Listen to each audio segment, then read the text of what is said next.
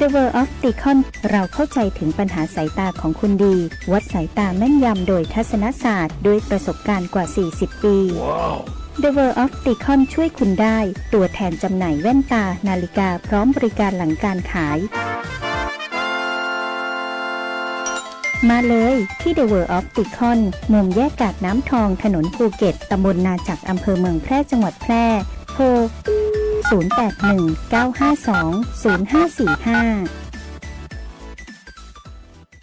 มาช่วยกันเฝ้าระวังไฟป่ามาผู้ก่อว่าภาคเหนือมีพื้นที่เผาซ้ำซากสูงถึง10 ล้านไร่กว่า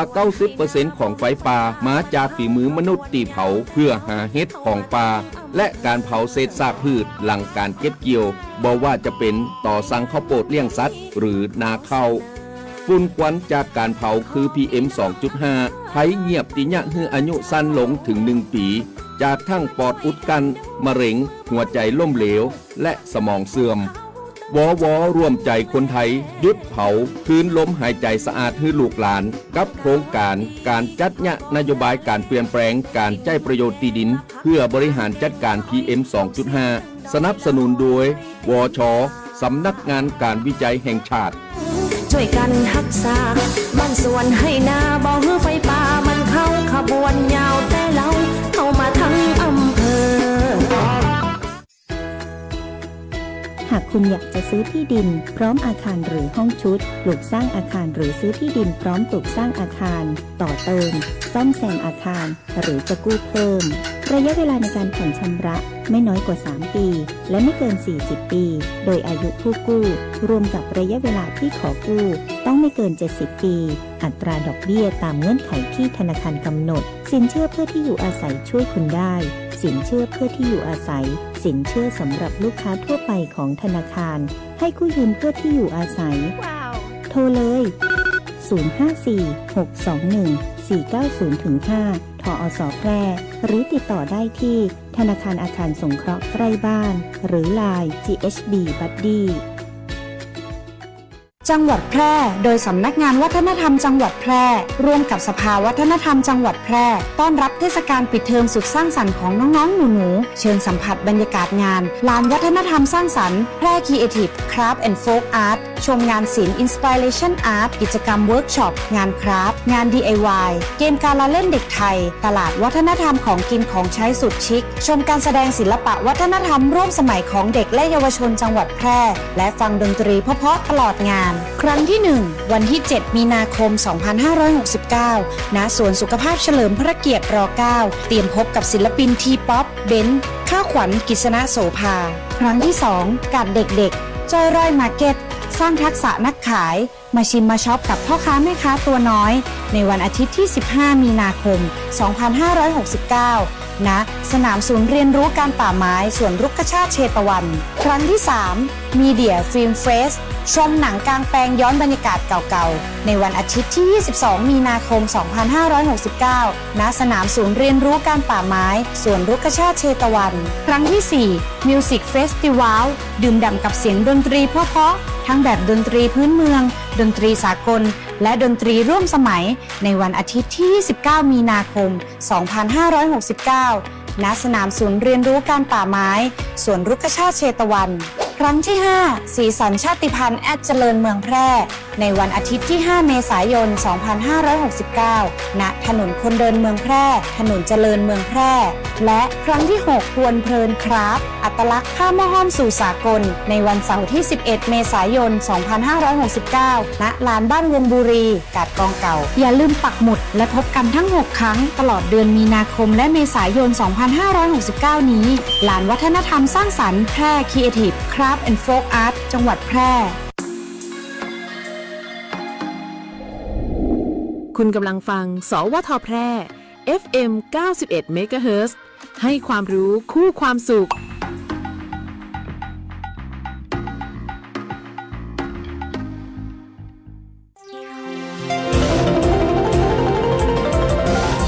วิทยุแห่งประเทศไทย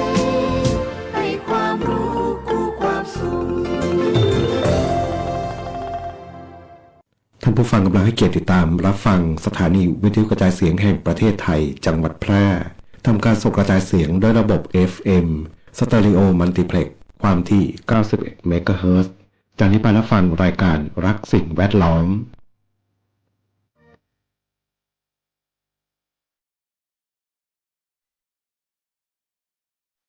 ธรรมชาติสร้างฝนมีมาสองมือให้มากับคนเราทุกคน เอาไว้คอยประคองป้องกัน ไว้ดูแลให้โลกยังคงมีเราทุกคน ได้อยู่อาศัยร่วมกันมา อยู่กันแสนล้านคนลงมือคนละมือช่วยกันถ้าเรายังเห็นคุณค่าในเมื่อเราเป็นคนทั้งทีช่วยกันทำให้ดีกว่ารวมใจเข้ามาคอยรักษาโลกเราไว้ให้โลกเราสวยพวกเรามาช่วยกันรับรู้ด้วยกันแล้วทำให้โลกนี้สดใสอยากให้โลกน่าอยู่ทุกวันนี้เป็นโลกที่เราฝันไปจะสวยอย่างไรเป็นไปได้ด้วยมือของเรา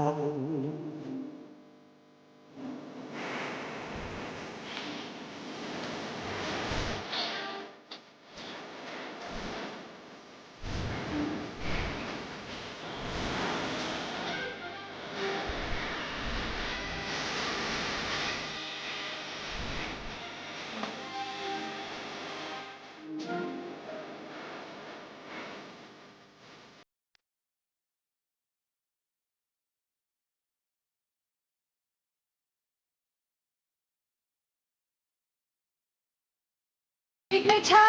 ไม่นานเราเองคงต้องไปแต่มันก็ยังมีโลกไม่เก่ายังต้องมีล้านคนก็มาอยู่ที่นี่แทนเราคือเด็กของเราเด็กที่เขาไม่เรียนสายให้โลกเราสวยพวกเรามาช่วยกันรับรู้ด้วยกันแล้วทำให้โลกนี้สดใส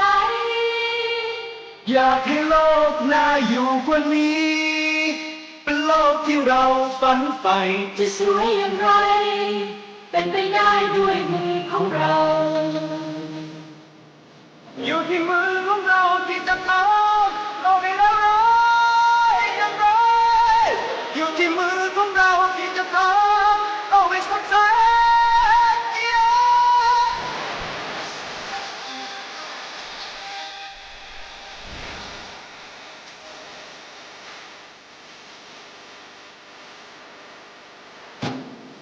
ให้โลกเราสวย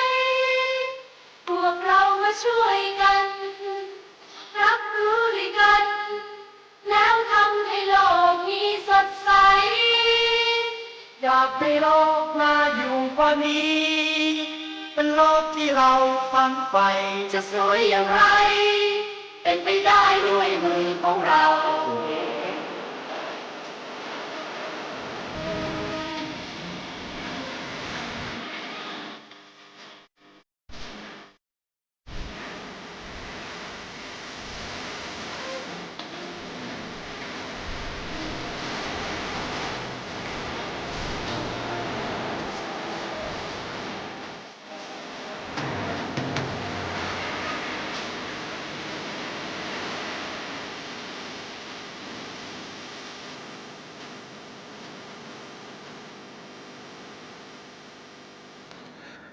สวัสดีครับผู้ฟังทุกท่านครับพบกับรายการรักสิ่งแวดล้อมทางสวทแพร่ FM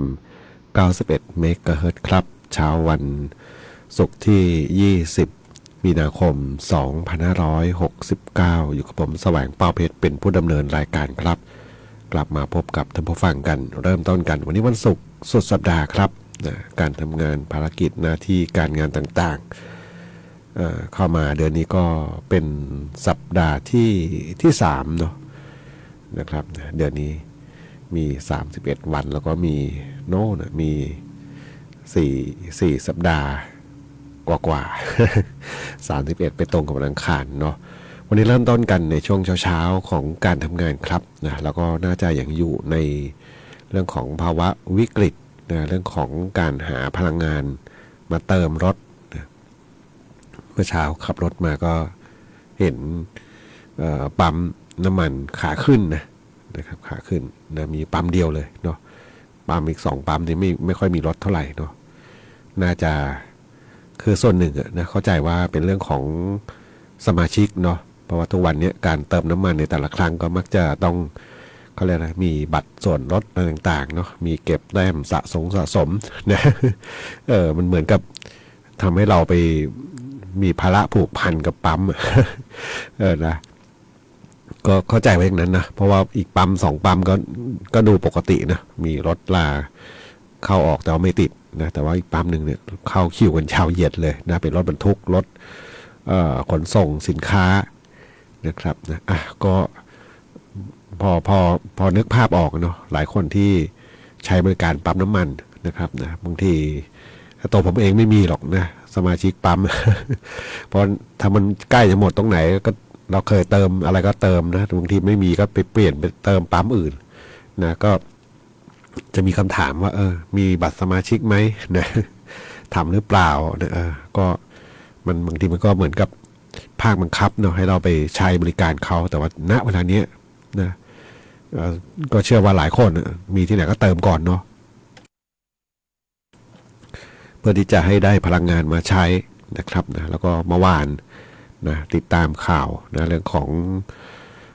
ตั้งแต่การโหวตเลือกนายกนะหลังโหวตเสร็จก็นายกก็ไปประชุมเนาะเรื่องของน้ำมันนะมีเจ้าที่เกี่ยวข้องหน่วยงานต่างๆนะครับนะเท่าที่ทราบมาก็คือตามข่าวก็คือเกิดจากเขาเรียกนะเขาเป็นเรื่องของความกังวลเนาะของประชาชนนะเพราะว่าเกิดสงครามทางตะวันออกกลางนะแล้วก็ข่าวสารต่างๆก็ออกมาในทิศทางเดียวกันนะเรื่องของช่องแคบอะไรฮอร์มุซใช่ไหมที่ใช้ส่งน้ำมันนะเขาจะมีปัญหากันอยู่เนาะก็หลายคนวิตกกังวลก็เลยไปเติมน้ำมันไว้ก่อนเนาะเติมไว้ก่อนตุนไว้ก่อนกันเนาะก็เข้าใจได้เลยว่ามีส่วนหนึ่งแหละเนาะที่ไปคณะบางคนก็นะมีรถ2คันก็เติมเต็มถังหมดเลยเนาะ3,000-4,000 บาท เขาบอกบางคนบอกรถก็ไม่ค่อยได้ไปไหนแต่เติมไว้เต็มเลยเนาะตอนนี้เงินไปจมในน้ำมันก็มีละนะก็ส่วนหนึ่งแหละเนาะนะครับแล้วก็อีกส่วนหนึ่งก็คือเรื่องของการที่เขาจะประกาศแล้วก็บอกจะมีการขยับราคาพอได้ยินอย่างเนี้ยนะเราก็ไปนะก็กลัวจะขึ้นน้ำมันจะขึ้นก็ไปเติมไว้ก่อนแล้วก็รอดูเนาะเพราะเมื่อวานเองทางนายกเองหรือว่าอีกหน่วยงานที่เกี่ยวข้องต่างๆก็มาชี้แจงแล้วก็บอกว่าอีกสักเท่าไหร่ประมาณ2 สัปดาห์โอ้นานกันเนาะกว่าจะเข้าที่เข้าทางบอกว่าก็เชื่อว่าถ้าเป็นเช่นนั้นจริงนะหมายถึงคนที่ไปตุนจริงเนี่ยน้ำมันไม่ใช่น้ำเนาะจะไปเททิ้ง หรือว่าอะไรก็ตามก็ต้องใช้นะก็ต้องใช้นะช่วงที่เขาตุนไว้เต็มแล้วเนี่ยเดี๋ยวใช้ก็มันก็จะเหลือเองเนาะแต่ถ้าไม่ใช่ก็ต้องลองดูเนาะต้องรอดูนะครับนะเรื่องของวิกฤตที่หลายคนกำลังประสบปัญหากันอยู่นะครับแต่ก็เชื่อว่าอีกสักระยะนึงก็คงจะเริ่มคลี่คลายออกไปนะครับนะเพราะว่าช่วงนี้แต่ละคนก็เหมือนกับโกลาหลอยู่เนาะก็รอดูเนาะเรื่องของพลังงานนะครับนะส่วนตัวเองก็ประหยัดก่อนแหละเนาะเพราะว่ากระเป๋าเราสตางค์เรานะวันนี้พบกันเช่นเคยกับช่วงเวลาของรายการรักสิ่งแวดล้อมท่านผู้ฟังที่ติดตามรับฟังอยู่ครับอยากจะฟังเพลงบทเพลงเพื่อชีวิตก็สามารถที่จะแนะนำได้ครับโทรศัพท์0545235516ครับนะแฟนเพจก็พิมพ์คอมเมนต์ไว้ได้กับช่วงเวลาของรายการรักสิ่งแวดล้อมครับ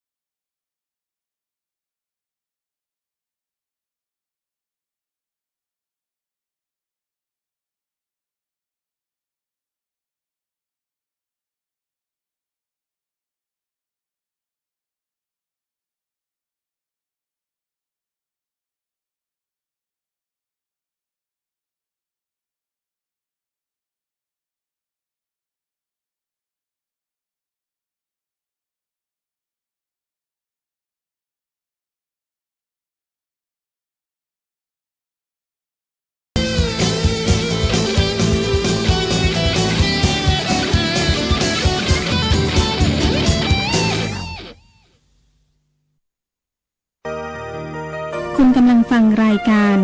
รักสิ่งแวดล้อมพบกันทุกวันจันทร์ถึงวันศุกร์เวลา 9:10 นาทีถึง 10 นาฬิกาทางสถานีวิทยุกระจายเสียงแห่งประเทศไทยจังหวัดแพร่ FM 91 เมกะเฮิรตซ์พร้อมสวทกลุ่มจังหวัดภาคเหนือตอนบน 2 ถิ่นฟ้าล้านนาตะวันออก โลกเราสวย พวกเรามาช่วยกัน รับรู้ด้วยกัน แล้วทำให้โลกนี้สดใส อยากให้โลกน่าอยู่กว่านี้ เป็นโลกที่เราฝันใฝ่จะสวยอย่างไร เป็นไปได้ด้วยมือของเรา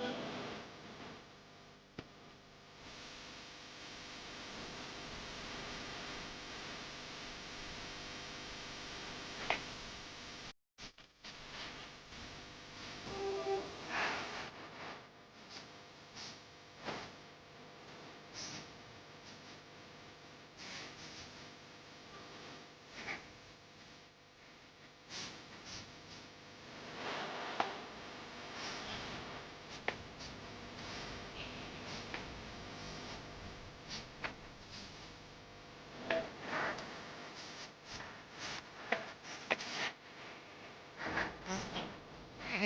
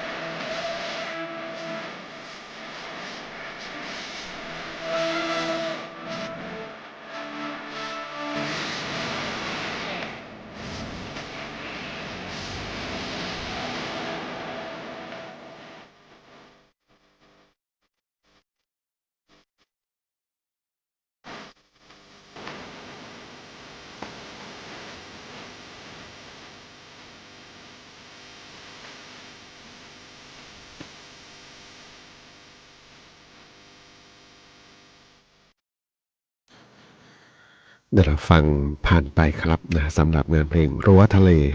นะครับเป็นบทเพลงหนึ่งที่ทางรายการเลือกมาเปิดให้กับท่านผู้ฟังได้รับฟังกันครับนะอยากไปเที่ยวทะเลจริงๆนะช่วงนี้อากาศบ้านเรานะเริ่มกลับนะเข้ามามีเรื่องของฝุ่นละอองนะถามว่าเพิ่มขึ้นไหมเพิ่มขึ้นนะวันนี้ก็สังเกตได้เลยนะครับนะตามยอดดอยก็เริ่ม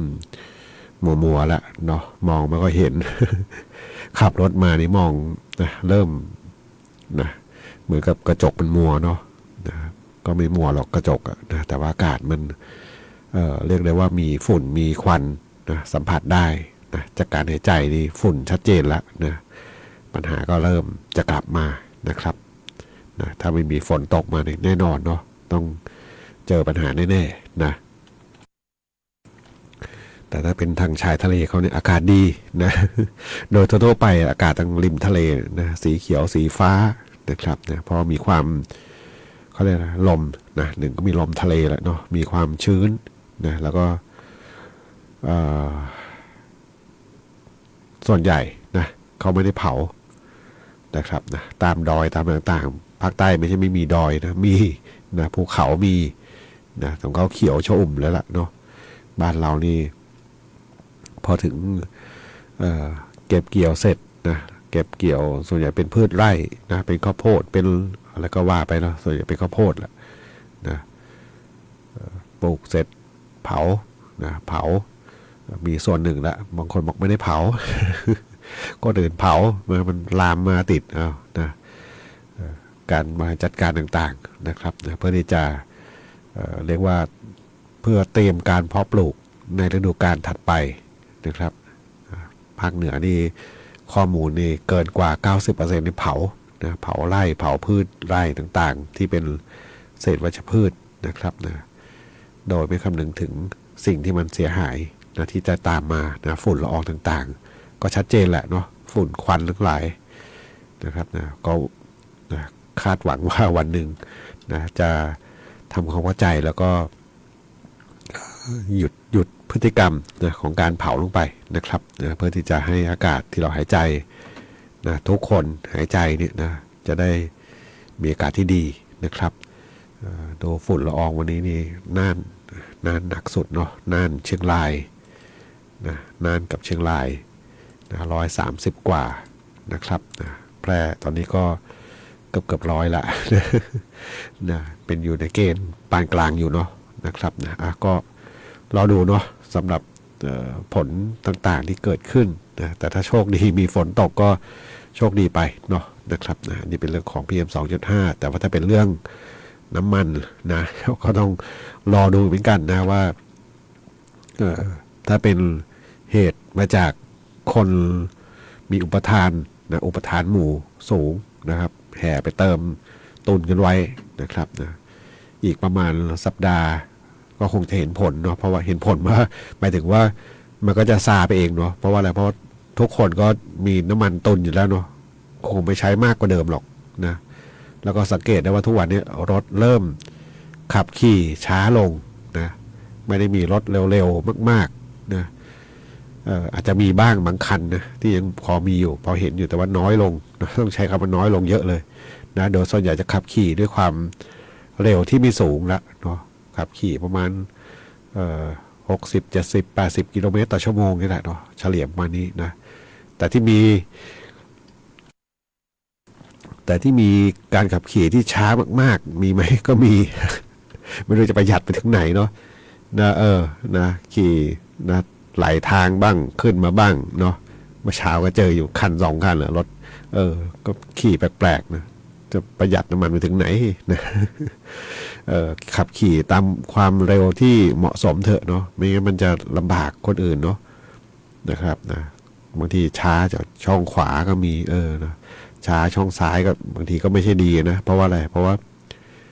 บางทีมันช้าเกินไงเนาะรถข้างหลังมาจะแซงก็แซงลำบากนะวิ่งไหลทางบ้างคล่อมเลนไปบ้างเนาะคือเข้าใจได้แหละนะ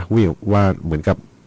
ขับรถด้วยความประหยัดน้ำมันนะเพราะสังเกตก็ความเร็วที่ช้ากันตลอดเส้นทางเนาะดูจากพอแซงมาแล้วก็ดูมองกระจกหลังไปก็นะสงสัย ประหยัดน้ำมันนะนะมันก็ไม่ไหวเนาะช้ามากเกินก็เป็นปัญหาเป็นอุปสรรคกับคนอื่นๆเขานะครับไปฟังเพลงกันต่อครับกับช่วงเวลาของรายการรักสิ่งแวดล้อมทางสวทแพร่ FM 91 เมกะเฮิรตซ์ครับ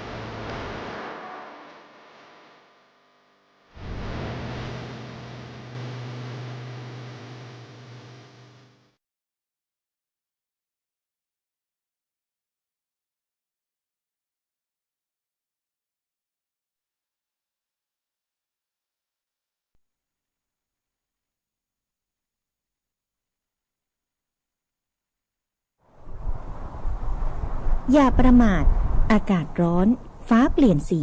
ลมกระโชกแรงนั่นคือสัญญาณของพายุฤดูร้อนและอาจจะเกิดฟ้าผ่ามีลูกเห็บตกในบางพื้นที่ได้อีกเตรียมตัวให้พร้อมปลอดภัยไว้ก่อนเช็คหลังคาบ้านให้ดีปิดหน้าต่างให้สนิทงดใช้โทรศัพท์มือถือในที่โล่งแจ้งขณะเกิดฝนฟ้าคะนอง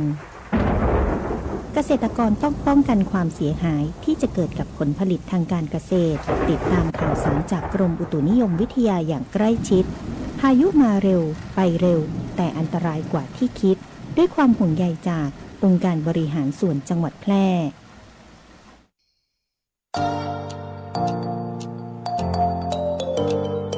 ถ้าคุณกำลังถามตัวเองว่าเรียนอะไรดีที่จบแล้วมีงานทำจริงเรียนอะไรที่ต่อยอดชีวิตได้ไกลกว่าห้องเรียนหยุดคิดไว้ตรงนี้เพราะคำตอบอยู่ที่วิทยาลัยอาชีวศึกษาแพร่ที่นี่เราไม่ได้สอนแค่ให้รู้แต่สอนให้ทำเป็นทำจริงและทำได้ในโลกอาชีพเปิดรับสมัครนักศึกษาใหม่ปีการศึกษา 2569 สำหรับผู้จบม.3 ม.6 และปวช.3 ครบทุกสายที่ตลาดต้องการทั้งการบัญชีการตลาดการจัดการสำนักงานดิจิทัลการจัดการโลจิสติกส์และซัพพลายเส้นคหกรรมศาสตร์อาหารและโภชนาการแฟชั่นสิ่งทอดิจิทัลกราฟิกวิจิตรศิลป์การโรงแรมการท่องเที่ยวเทคโนโลยีธุรกิจดิจิทัลและเทคโนโลยีสารสนเทศเรียนได้ตั้งแต่ปวช ปวส จนถึงระดับปริญญาตรีระบบปกติและทวิภาคีเรียนไปทำงานไปมีรายได้ระหว่างเรียนที่สำคัญเรามีสถานประกอบการชั้นนำรองรับการฝึกจริงและมีทุนการศึกษาอีกมากมายรอคุณอยู่อยากมีอาชีพอยากมีอนาคตที่จับต้องได้เริ่มต้นวันนี้ที่วิทยาลัยอาชีวศึกษาแพร่เตรียมชีวิตจริงให้พร้อมสู่โลกอาชีพเรียนจริงทำได้จริงมีงานรองรับเพราะความสำเร็จที่ยิ่งใหญ่เกิดขึ้นได้ที่วิทยาลัยอาชีวศึกษาแพร่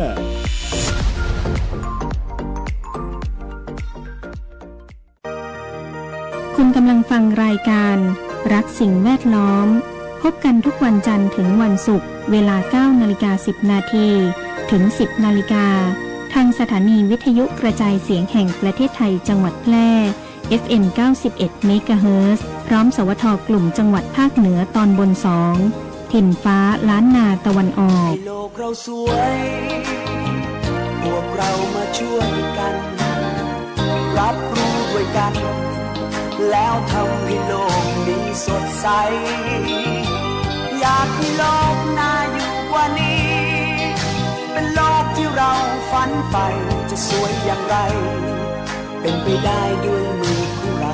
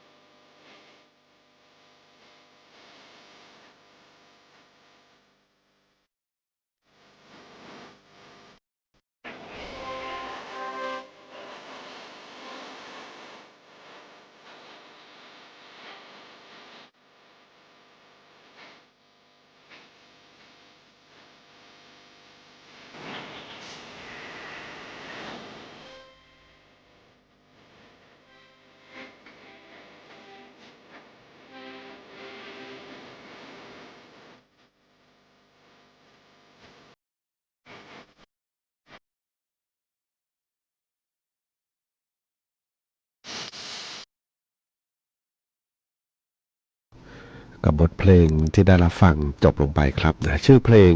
รองเท้าใจผมว่าฟังที่ก็ไม่แน่ใจ ท่านผู้ฟังถามถึงเพลงนี้เข้ามานะไม่เคยเปิดเลยนะเป็นเพลงในอัลบั้มชื่ออัลบั้มคือขายควายส่ง ขายวัวส่งควายเรียนนะพูดกับพันธะนะเป็นเพลงหนึ่งท่านผู้ฟังถามเข้ามานะแล้วก็พยายามตั้งใจฟังเนื้อเพลงเขาว่ายังไงนะ รองเท้าใจของน้ำหมูพงเทพก็โดนจำหน่ายครับนะส่งมอบเป็นความสุขสำหรับผู้ฟังที่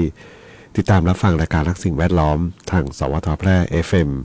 91 เมกะเฮิรตซ์ครับวันนี้วันศุกร์สุดสัปดาห์ครับนะบางคนก็ได้มีโอกาสเที่ยวนะเห็นโทรศัพท์มาสักครู่บอกวันนี้ได้มีโอกาสมาเที่ยววังชิ้นนะครับนะวังชิ้นมีที่เที่ยวอะไรบ้างเนี่ยนะอะไรนะน้ำพุร้อนไม่จอกไหมนะนะก็ช่วงนี้เนาะก็ยังพออากาศได้พอได้เย็นบ้างนะกลางคืนพอได้แต่ว่าก็ร้อนขึ้นมาเยอะละแต่ว่าปัญหาอย่างหนึ่งก็คือฝุ่นควันเนาะฝุ่นควันที่มันเริ่มมีเพิ่มมากขึ้นนะครับนะก็อย่าทำลายบรรยากาศเลยเนาะเรื่องของฝุ่น PM 2.5 เนาะนะครับนะยิ่งเผายิ่งแห้งแล้งเนาะเพราะว่าบางทีผลกระทบเนี่ยมันไม่ได้เกิดขึ้นปี2ปีเนาะมันใช้ระยะเวลานะสะสมนะครับนะพอถึงจุดหนึ่งนะมันเหมือนกับเขาเรียกอะไรเรื่องของสิ่งที่มันสะสมอยู่เนาะมากเข้านะทั้งฝุ่นทั้งควันทั้งไม้ที่จะยึดหน้าดินมันน้อยลงเนาะถ้าหากมีฝนตกมาหน้าฝนนะเนี่ยปี2ปีที่นับถอยหลังไปเนี่ยเราได้เห็นปรากฏการณ์บางอย่างฝนกระจุกตัวฝนตกแล้วดินสไลด์ดินไหลลงมานะครับก็ไม่อยากให้เกิดหรอกเนาะเพราะว่าปัญหาอะไรเนี่ยมันเกิดขึ้นแล้วก็กว่าจะเขาเรียกกว่าจะฟื้นคืนกลับเหมือนเดิมเนี่ยมันใช้ระยะเวลาเนาะนะครับใช้ระยะเวลาคิดระยะเวลากับที่เป็นมนุษย์เราเนี่ยนะมันนานเนาะระยะเวลาของโลกอาจจะไม่นานนะเพราะโลกเกิดมานานแล้วหลายหมื่นหลายพันล้านปีเนาะแต่ว่ามนุษย์เราเนี่ยรอบชีวิตเรามันสั้นนะครับนะกว่าจะฟื้นฟูกลับมาได้มันใช้ระยะเวลาคิดแบบมนุษย์ก็คือนานนะครับฉะนั้นเราก็อย่าไปทำลายมันเสียหายเลยดีกว่าเนาะวันนี้รายการรักสิ่งแวดล้อมทางสวทแพร่ FM 91 เมกะเฮิรตซ์มาถึงช่วงท้ายรายการครับวันนี้คงต้องนำรายการท่านผู้ฟังไปก่อนพบกันใหม่ในสัปดาห์หน้าวันนี้ขอความสุขความโชคดีจงมีแต่คุณผู้ฟังทุกท่านสวัสดีครับ